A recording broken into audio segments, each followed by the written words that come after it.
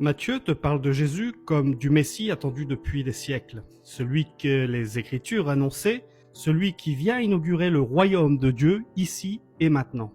Et ce royaume, ce n'est pas d'abord un territoire, mais c'est une manière de vivre, une manière d'aimer, une manière de marcher avec Dieu.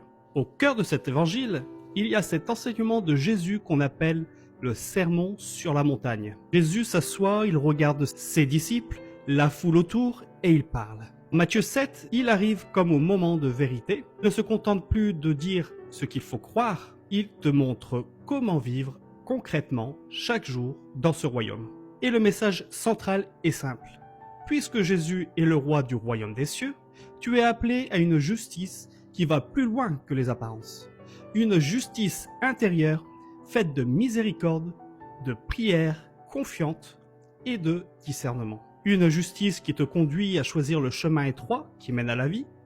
D'abord, Jésus tu parles du jugement. Il te dit ne juge pas. Et soyons honnêtes, c'est probablement l'une des paroles les plus connues et les plus mal comprises. Jésus ne te dit pas d'éteindre ton cerveau ou de tout accepter sans réfléchir. Il te parle de jugement hypocrite, celui qui consiste à pointer la paille dans l'œil de l'autre alors que toi, tu as une poutre dans le tien. L'explication est claire, le problème, ce n'est pas de voir le mal, c'est de te placer au-dessus de l'autre, comme si toi tu étais juste par toi-même. L'illustration est presque drôle. Imagine quelqu'un avec une énorme poutre à travers le visage, essayant de faire de la microchirurgie sur l'œil de son frère. C'est absurde. Et pourtant, c'est exactement ce que tu fais quand tu condamnes sans te laisser toi-même transformer. Avant de parler, avant de corriger, avant de juger, laisse Dieu travailler ton propre cœur. La miséricorde commence toujours par toi. Ensuite, Jésus t'emmène vers la prière. Et là, le ton change. Il dit « Demande et on te donnera. Cherche et tu trouveras. Frappe et on t'ouvrira. » Ce n'est pas un slogan, c'est une invitation à la confiance. Dieu n'est pas un père distant ou cruel. Il est un père qui donne de bonnes choses à ses enfants. Jésus prend une image simple. Si un enfant demande du pain, aucun père ne lui donnera une pierre.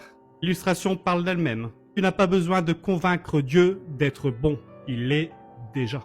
L'application, c'est que tu peux venir à lui tel que tu es, avec des questions, des combats, des attentes. La prière n'est pas une performance spirituelle, c'est une relation vivante. Puis Jésus te donne une phrase qui résume toute la loi. Tout ce que vous voulez que les hommes fassent pour vous, faites-le de même pour eux.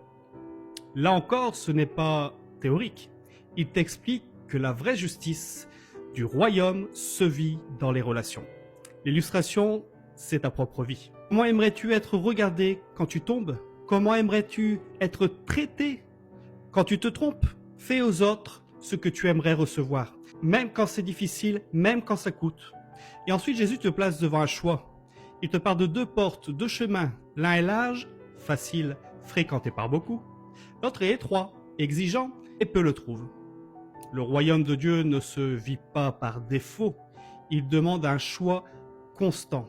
Comme un sentier de montagne, le chemin large est confortable, mais il peut t'éloigner du sommet. Le chemin étroit demande de l'effort, mais il mène à la vie. Quel chemin es-tu en train de prendre aujourd'hui? Celui qui plaît ou celui qui transforme? Enfin, Jésus te met en garde contre les faux prophètes. Il te dit qu'ils peuvent avoir l'apparence de brebis, mais qu'à l'intérieur, ils sont dangereux. Comment les reconnaître? Par leurs fruits. L'explication est essentielle. Ce n'est pas le discours ni l'apparence spirituelle qui prouve l'authenticité, mais le fruit d'une vie. Un bon arbre ne produit pas de mauvais fruits. Laisse Dieu produire en toi des fruits de vérité, d'amour et d'humilité. Et apprends aussi à discerner ce que tu écoutes, ce que tu suis. Pour conclure, le royaume de Dieu n'est pas une illusion religieuse. C'est une vie réelle, enracinée dans la miséricorde, nourrie par la prière et guidée par le discernement. Tu n'es pas appelé à faire semblant, mais à être vrai. Tu n'es pas appelé à juger pour te rassurer, mais à aimer pour refléter le cœur de Dieu. Alors aujourd'hui, Jésus te regarde encore et te pose la question. Vas-tu seulement entendre ces paroles ou vas-tu les mettre en pratique? Parce que le chemin est étroit, oui, mais il mène à la vie.